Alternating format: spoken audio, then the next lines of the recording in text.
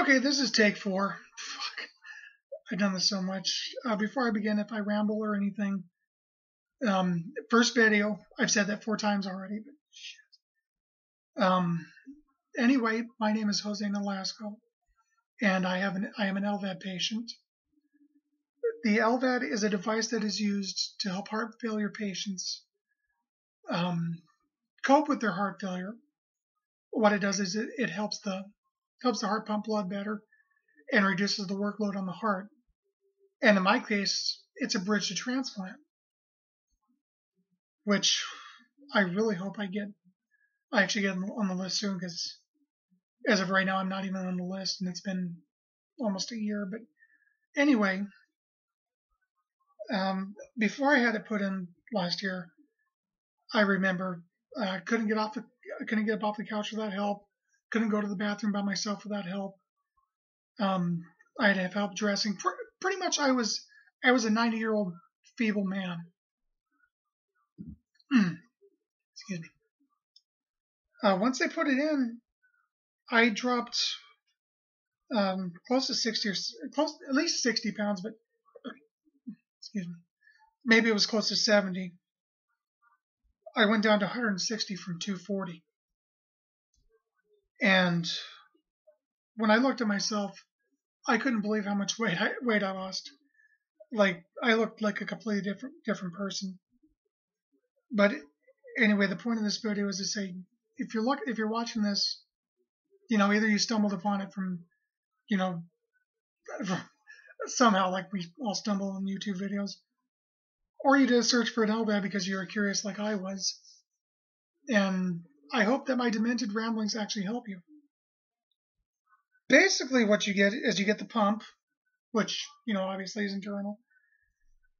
You get these guys. You get battery packs. I have 8 of them. It's 2 sets of 4. 4 of them are used as primary, which I'm not using for some reason. And 4 is backup when you travel around or whatever. If your power runs out, you can switch the backups. Put that back in. There's a couple of different options you can use to hold the packs up and the controller, which I'll get to that in a minute. There's a side bag you can carry over your shoulder, which I didn't like that option because it was just too bulky.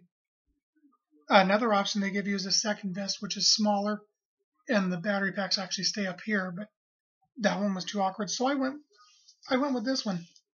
They just hang there like fruit, I guess. I don't know.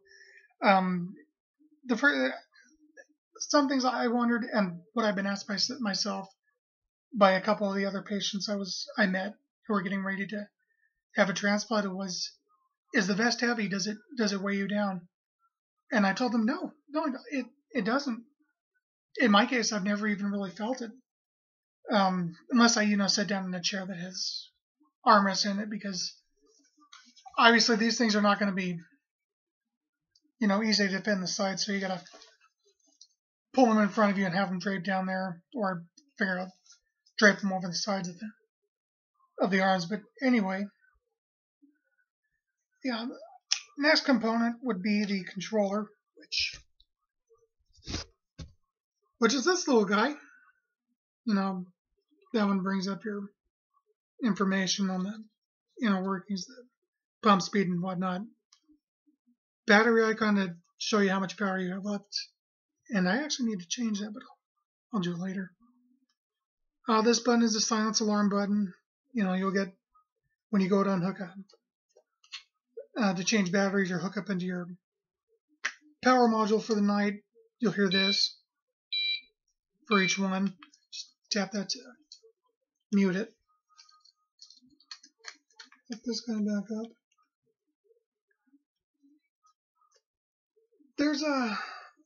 There's different sounds it makes for our alarms, obviously.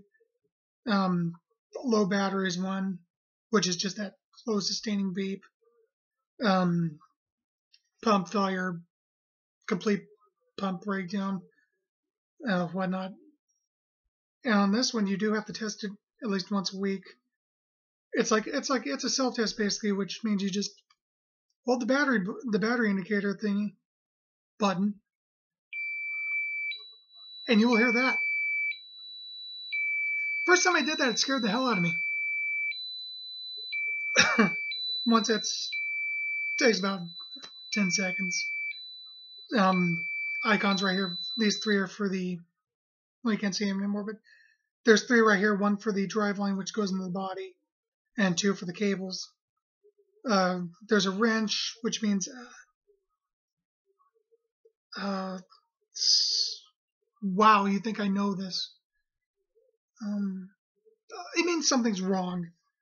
The red heart, which means that the pump has failed. Shit, you think they drilled this stuff in my brain and I can't remember it. But yeah, just leave it at that. There are alarms for it. And now this, not that button. This is the scar that it left. It is open heart surgery. In my case, cut from here to here. It's nice texture. Actually, if you push down, you can actually feel where they separated the ribs, which just is creepy. These three marks right here are drain tubes they had to drain excess fluid that built up around wherever it did. On this side is where my driveline comes out. It just goes in the skin. And since it is technically an open wound under there, you got to keep it sterilized as best you can. Don't obviously let the driveline get dirty, or there's a chance it could get an infection. It's small, but there is a chance you can get some kind of infection on that. It'll travel up the driveline and treat you hard. But again, don't let that scare you. That's very minimal. This little pad right here is an anchor to keep this from moving. It does work, but sometimes when I lay down at night and I'm on this side, the driveline does move in and out of the skin a little bit, which is normal, but it hurts like hell. Sometimes it'll go from a pinch to actually hurting, but the major pain has only happened a couple of times. When you go, they'll give you, if it's like mine, of course, you'll get one of these guys, which keeps all your extra supplies in here.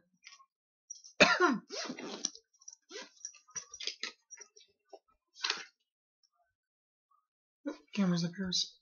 Spare batteries and whatnot.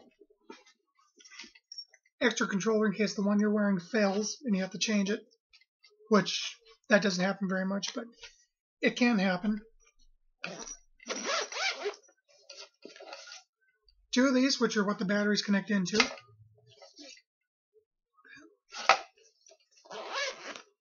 And this bag you will want to take with you. It is heavy to carry, but take it with you. That's my advice, obviously. I went on a couple of times with it, and the batteries have started to run out on power, and I had to rush back home to change them. Also, of course, if it's like my doctor, you'll get one of these guys. Keeps all your information. Sutter was nice enough to give me a calendar to write down appointments. Business card holder. Different stuff. Like a school binder, basically.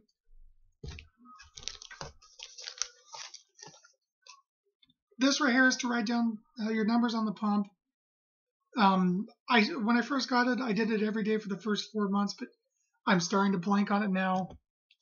In fact, I haven't done today's, but like in here, I did it from the 3rd to the 8th of February, stopped, remembered it on the 12th, stopped again, 16th, the 20th, 23rd, 24th, 27th, and then March 4th. So yeah, I'm not very smart in that department. What else? I should have written down what I'm going to say, but anyway, this back up here. There isn't really much difference between having this and a normal life, but the one major thing I noticed with me was taking a shower. You'll get a bag, which I don't have, but it's a waterproof bag. You put the controller and the batteries in there, sling it over your shoulder, and you can take a shower like normal. Except when you take a shower, you have to cover the bandage with one of these. It's a Tegaderm patch.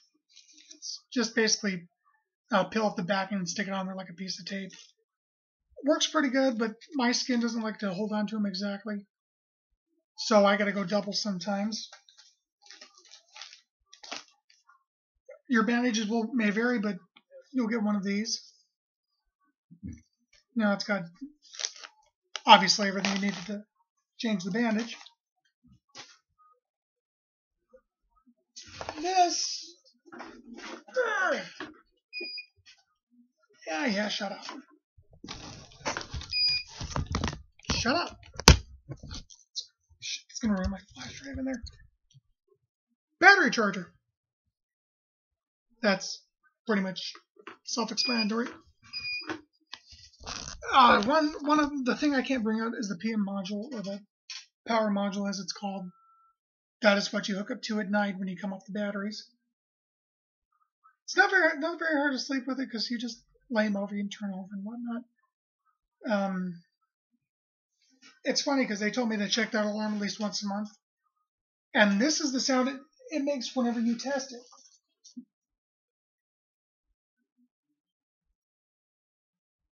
Come on. There you go.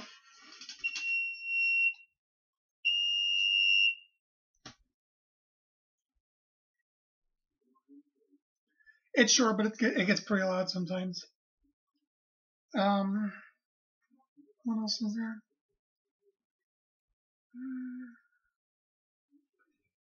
Basically, the only thing I can say is,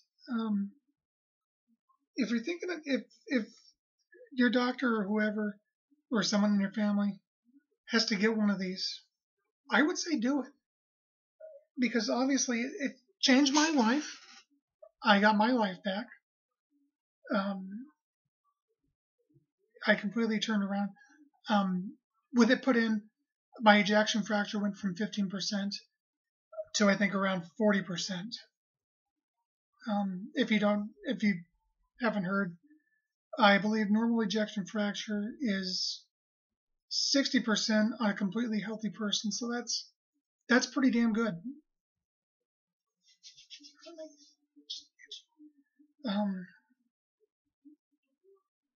Yeah, if you have any questions, just comment or whatever.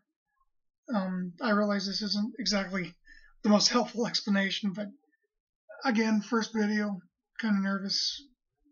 Obviously, I know it's not my first video on YouTube by the other ones I have, but it's the first one where I've really spoken this long.